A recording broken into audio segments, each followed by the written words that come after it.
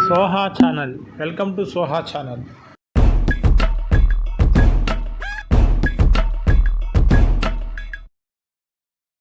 చించడం సింహం నైజం, వేటాడడం సింహం లక్షణం. అందుకే తెలుగు ప్రజల్ని పట్టి పీడిస్తున్న వైకాపా దుష్ట శక్తులను వేటాడేందుకు ఈ జనసేనాని కదిలింది. ఒక బిందువుగా, ఒక చుక్కగా చేరి సంద్రంగా మారింది. పోరాట బావుట ఎగరవేసింది. చేగువేరా పోరాటాన్ని, నేతాజీ మనోధైర్యాన్ని, అల్లూరి దేశభక్తిని, భగత్ సింగ్ త్యాగాన్ని పునికిపుచ్చుకున్న నాయకుడు. ఎక్కడ నెగ్గాలో కాదు, ఎక్కడ తగ్గాలో కూడా తెలిసిన నాయకుడు. ప్రజల కోసం, తన సిద్ధాంతం కోసం ఎంతటి త్యాగానికైనా, ఎంతటికి పోరాటానికైనా నేను సిద్ధమంటూ కదిలినటువంటి వ్యక్తి. The one person who can never be bought for what he is. One and only జనసేనాని పవర్ స్టార్ పవన్ కళ్యాణ్ గారిని మాట్లాడవలసిందిగా కోరుతున్నారు.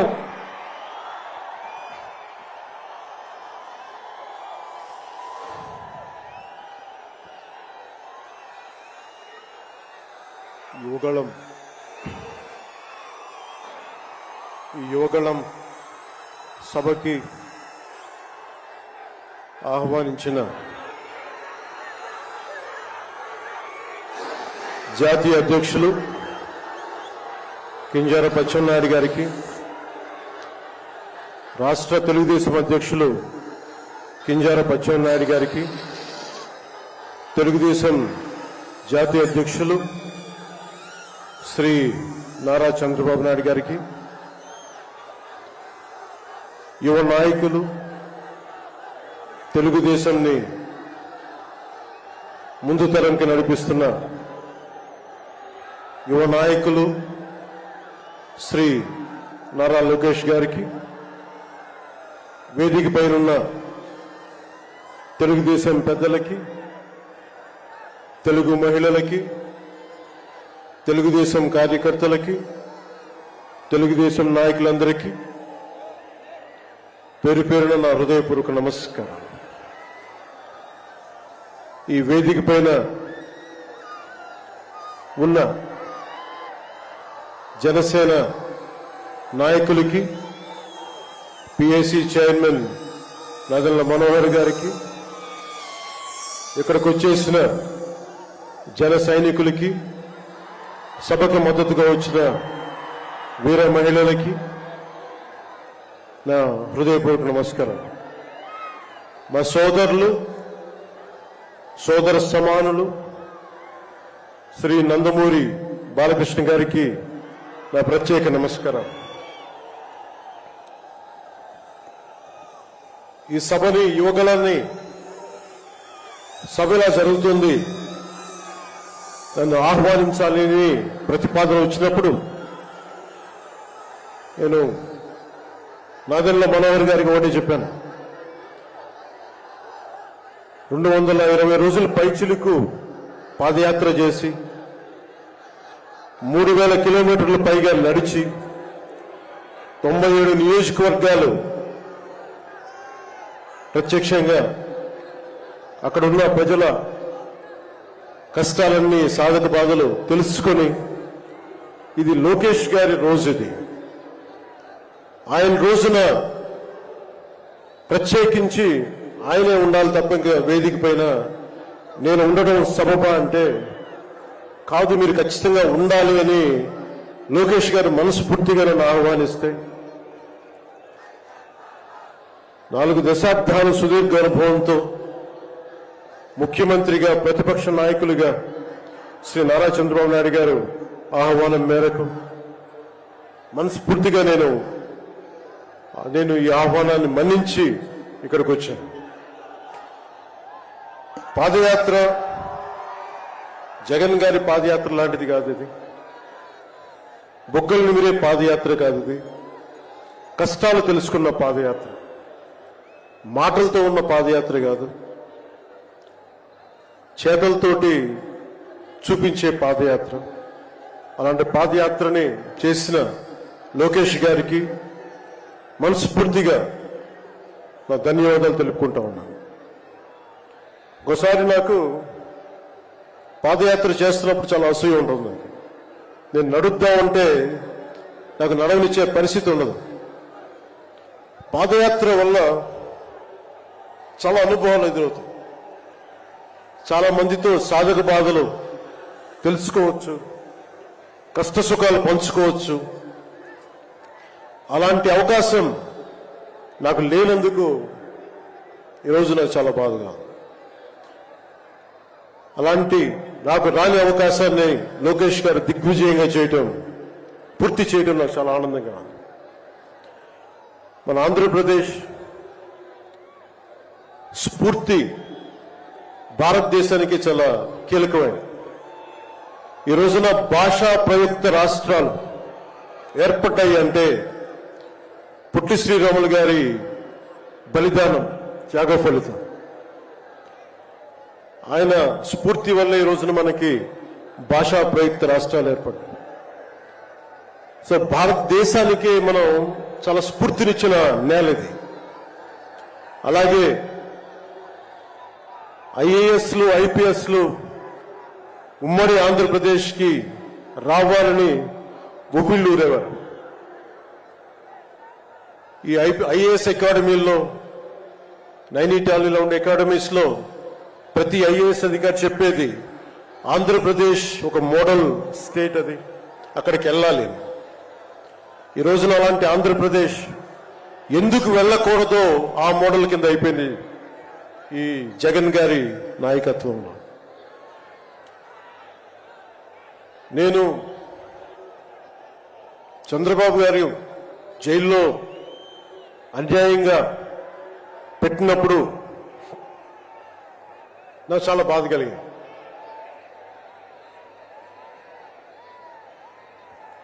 కష్టాలు చూసిన వాడిని, కష్టాలు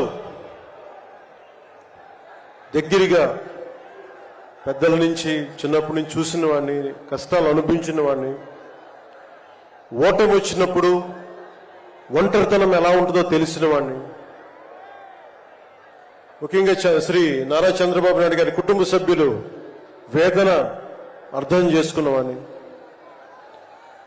శ్రీమతి భువనేశ్వరి గారి బాధని దూరం నుంచే అర్థం చేసుకున్నవాడిని. నేను ఏం ఆశించి మద్దతు ఇవ్వలేదు.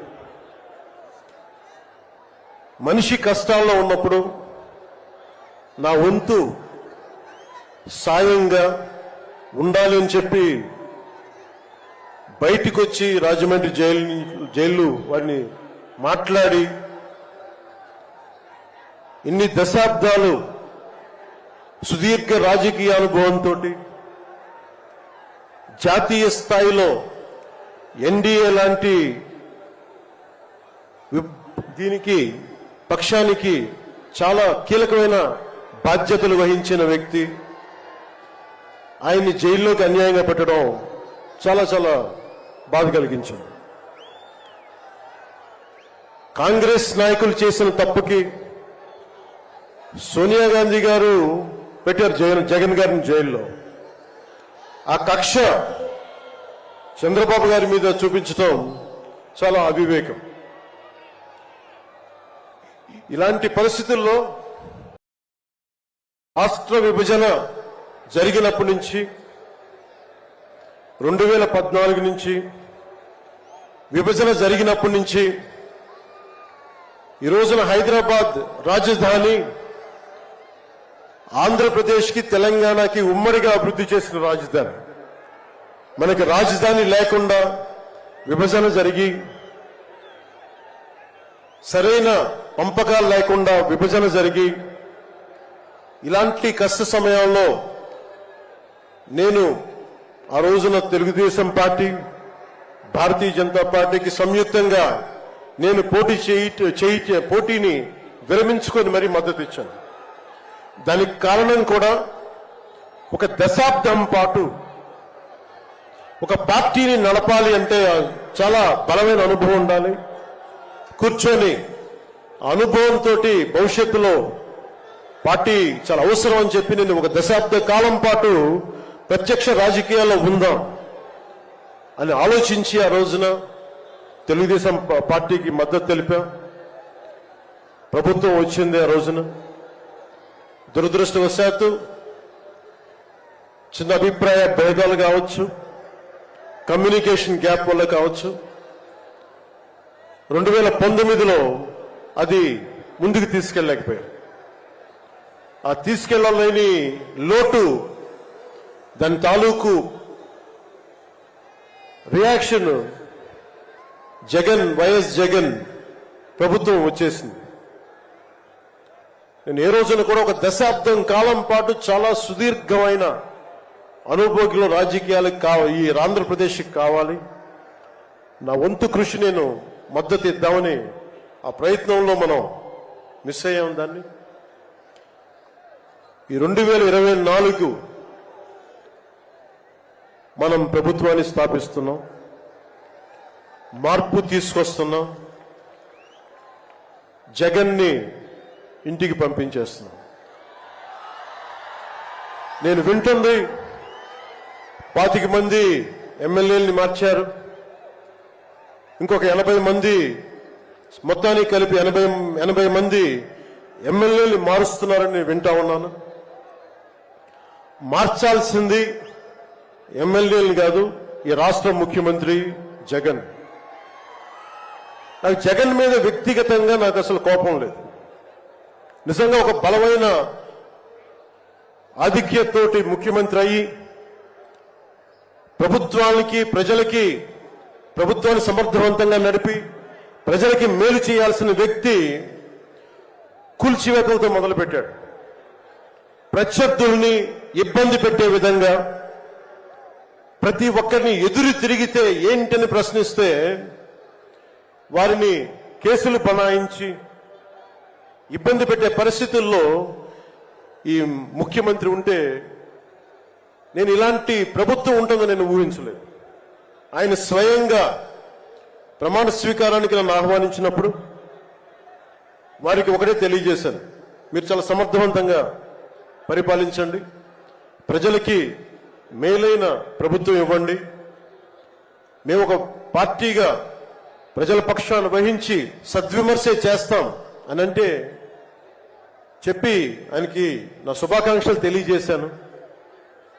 కానీ దురదృష్టవశాత్తు ఈ వ్యక్తికి కక్ష సాధింపు వ్యక్తి, ఎవరు ఒక మాట అనకూడదు, ప్రజాస్వామ్యం అనే ఒక పదానికి విలువ తెలియదు,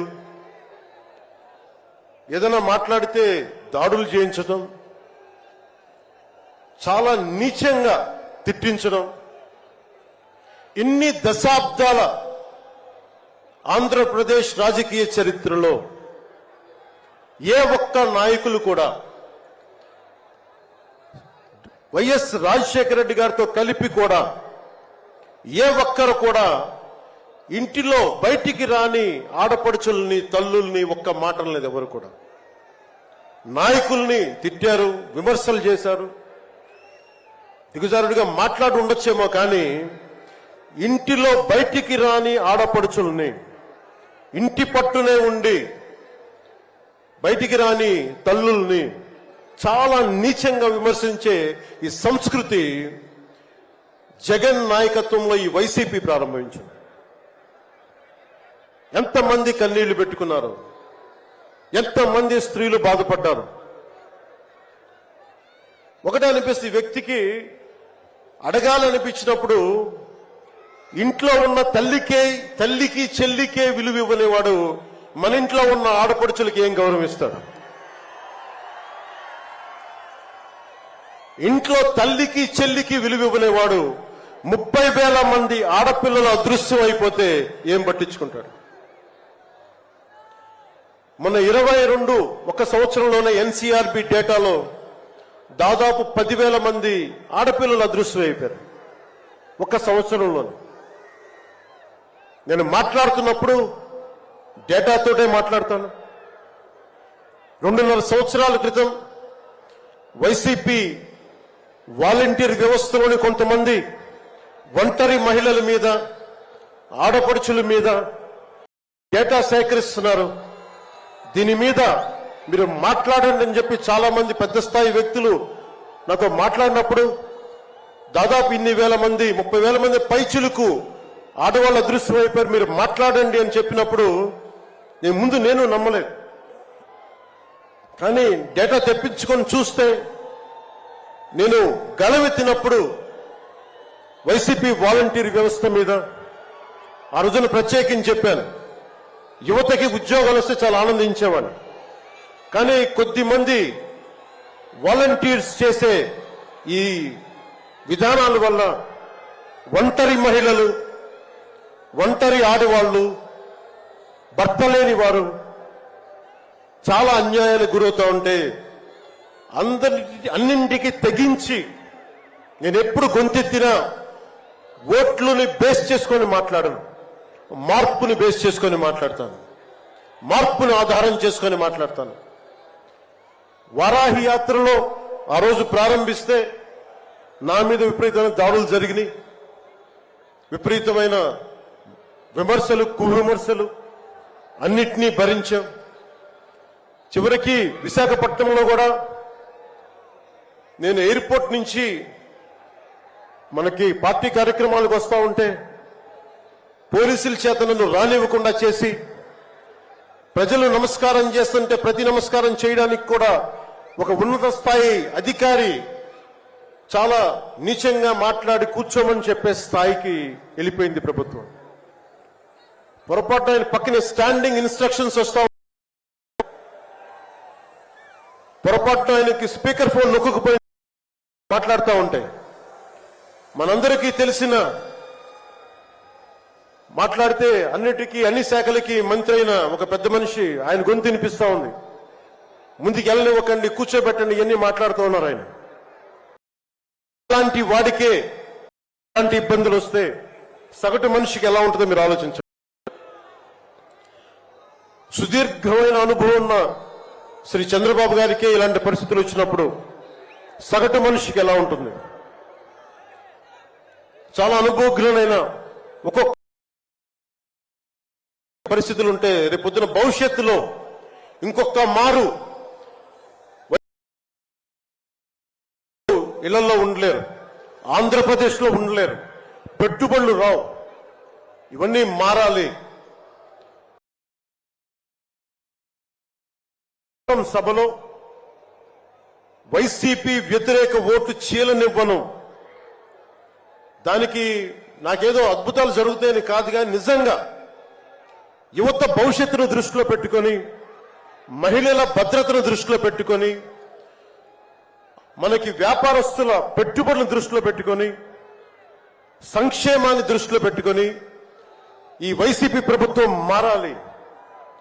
వైసీపీ వ్యతిరేక ఓటు అన్ని కలిపి ఏకతాటిపై ఒక ప్లాట్ఫామ్ పైన రావాలని చెప్పి ఆ రోజు నేను కన్న కోరిక, నా ఆలోచన ఈ రోజున మన ఉత్తరాంధ్రలో యువగలంలో ఈ విధంగా కనిపిస్తున్నప్పుడు ఒకవైపు తెలుగుదేశం నాయకులు, ఇంకోవైపు జనసేన నాయకులు, దానికి మద్దతుగా మీరందరూ రావడం నాకు నిజంగా చాలా ఆనందం కలిగిస్తుంది.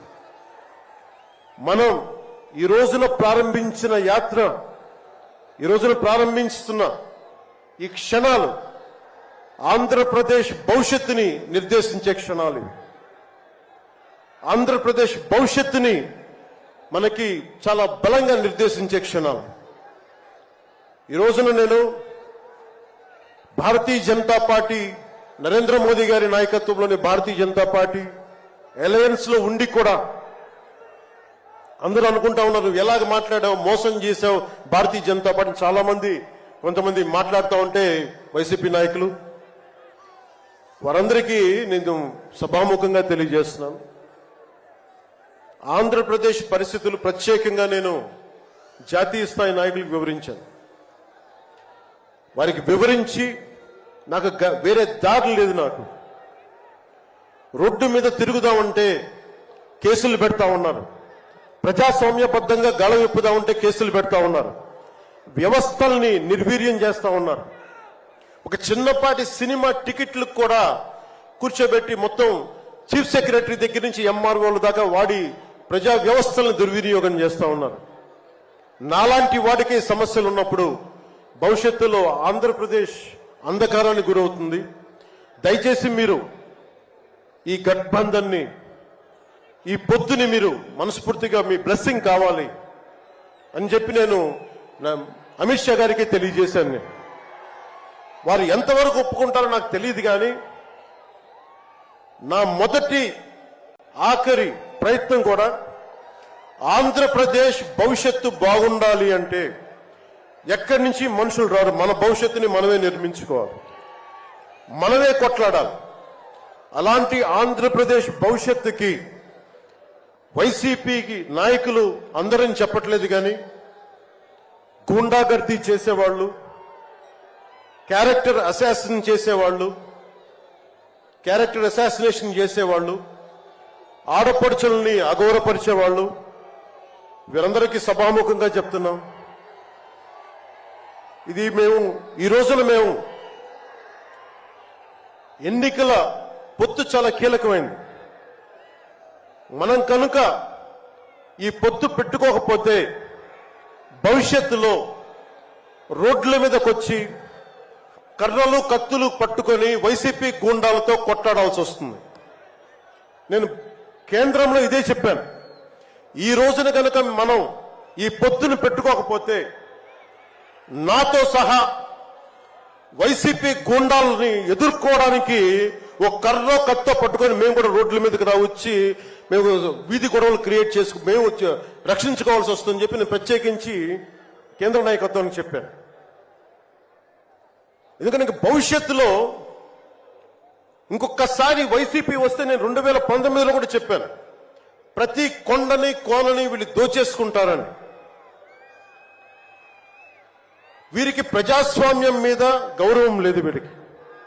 అందుకని ప్రత్యేకించి ఈ పొత్తుని సాధ్యమైనంత ఎక్కువ కాలం ఉంటే ఆంధ్రప్రదేశ్ భవిష్యత్తు నిలదొక్కునే వరకు ఇది ఉండాలి పొత్తుని మనస్ఫూర్తిగా నేను ఆకాంక్షిస్తున్నాను. నేను కూర్చునేది రోడ్లు కానీ సోదరులు లోకేష్ గారు చెప్పారు, జనసేన ఆలోచన విధానంతో మేమందరం మాట్లాడుకున్నాం. భవిష్యత్తులో ఉమ్మడి మేనిఫెస్టో కూడా రిలీజ్ చేస్తాం. దాంట్లో ముఖ్యంగా నేను చెప్పదలుచుకుంటుంది ఇన్ఫ్రాస్ట్రక్చర్, రోడ్లు కానీ, హెల్త్ కేర్ కానీ, primary health care centres, secondary health care centres, tertiary health care centres, అలాగే మనకి యువతకి ఉపాధి అవకాశాలు, గవర్నమెంట్ ఎంప్లాయీస్ కి సిపిఎస్ రద్దు మీద ఎలాంటి నిర్ణయం తీసుకోవాలి, రెబీరో గారు పెట్టినట్టుగా పోలీస్ రిఫార్మ్స్ ఇంప్లిమెంటేషన్, అలాగే టీచర్లకి ఉద్యోగాల భర్తీ, రైతులు, కౌలు రైతులు, ఉద్యానవన రైతులు, సెరికల్చర్ రైతులు, ఆక్వా రైతులకి లాభసాటిగా ఎలా ఉండాలి, ప్రభుత్వ పాఠశాలలు, సంక్షేమ హాస్టల్ స్థితిగతుల్ని ఎలాగ మార్చాలి, అంగన్వాడీ కార్యకర్తలకు ఎలాగ అండగా ఉండాలి, పంచాయతీల్ని ఎలా బలోపేతం చేయాలి, మత్స్యకారులకి, గిరిజనులకి, దళితులకి ఎలాంటి పథకాలుంటే వారి జీవితాలు మరింత మెరుగవుతాయి, అలాగే చేనేత కార్మికులకి ఎంత అండగా ఉండాలి, వైద్యం అందుబాటులోకి ఎలా తీసుకురావాలి, సంఖ్యాబలం లేని బీసీ కులాలకి ఎంత అండగా ఉండాలి, వీటన్నిటి మీద చాలా లోతైన ఒక ఎక్సర్సైజ్ చేస్తా ఉన్నాం. దీన్ని బేస్ చేసుకొని ఒక ఉమ్మడి కార్యాచరణకు, ఉమ్మడి ప్రణాళిక నారా చంద్రబాబు గారు మేము కలుసుకొని వచ్చే ఇలాంటి పెద్ద సభలో, రానున్న పెద్ద సభల్లో ఒకటి సంయుక్తంగా దీన్ని రిలీజ్ చేస్తాం. ఈరోజు నేను ప్రత్యేకించి నా మాటని, ఇది లోకేష్ గారి రోజు కాబట్టి, ఆయన కష్టపడి ఆయన రోజు కాబట్టి నేను నా ఉపన్యాసాన్ని కుదించే మాట్లాడుతున్నాను. ముగింపు వాక్యాలుగా నేను మాటకి, మైత్రికి చాలా విలువనిస్తాను. కష్టాలు వస్తే ఒంటరితనం ఎలా ఉంటుందో అనుభవం ఉన్నవాణ్ణి. తెలుగుదేశం ఆది నాయకులు కొండంత కష్టంతో ఉన్నప్పుడు వారు, వారి కుటుంబం, వారి పార్టీ కార్యకర్తలు, వారి పార్టీ నాయకులు మీరు కొండంత కష్టంలో ఉన్నప్పుడు నేను అర్థం చేసుకున్నవాడిని. వ్యక్తి ప్రయోజనాలు, వర్గ ప్రయోజనాలు, పార్టీ ప్రయోజనాలు అన్నిటినీ దాటి ఒక తోటి మనిషిగా, ఒక సాటి మనిషిగా నేను మీకు అండగా నిలబడ్డాను. దాన్ని ఏమి ఆశించి చేయలేదు. నేను ఆశించిందల్లా 5 కోట్ల మంది ఆంధ్రప్రదేశ్ ప్రజల భవిష్యత్తుకి బలంగా నిర్మించడానికి మనం సంయుక్తంగా కలిసి రావాలని ఒక ఆలోచన తప్ప నేను ఏ ఆలోచన పెట్టుకోలేదు. ఈ మైత్రి, ఈ స్ఫూర్తి అందరూ సమిష్టిగా వచ్చే చాలా సంవత్సరాల వరకు దీన్ని కాపాడుకోవాలని ఆశిస్తూ నా ఉపన్యాసాన్ని ముగిస్తున్నాను. మీ అందరికీ పేరు పేరున ధన్యవాదాలు తెలుపుకుంటూ, ఇందాక లోకేష్ గారు చెప్తున్నట్టుగా హలో ఏపీ చెప్పుకుందాం ఒకసారి. Hello AP, hello AP. వైసీపీకి బాయ్ బాయ్ చెప్తాం. మన ప్రభుత్వాన్ని స్థాపించుకుందాం, భవిష్యత్తు నిర్మించుకుందాం అని తెలియజేసుకుంటూ మీ అందరికీ పేరు పేరున ధన్యవాదాలు తెలుపుకుంటూ, తెలుగుదేశం జనసేన మైత్రి వర్ధిల్లాలి, ఇది చాలా అద్భుతంగా సాగాలని మనస్ఫూర్తిగా కోరుకుంటూ, దీనికి బీజేపీ అధినాయకత్వం సంపూర్ణమైన ఆశీస్సులు అందజేస్తారని మనస్ఫూర్తిగా ఆకాంక్షిస్తూ సెలవు తీసుకున్నాను. జై హింద్. పవన్ కళ్యాణ్ గారి నాయకత్వం, పవన్ కళ్యాణ్ గారి నాయకత్వం, పవన్ కళ్యాణ్ గారి నాయకత్వం. ధన్యవాదాలు పవన్ కళ్యాణ్ గారు. తరువాత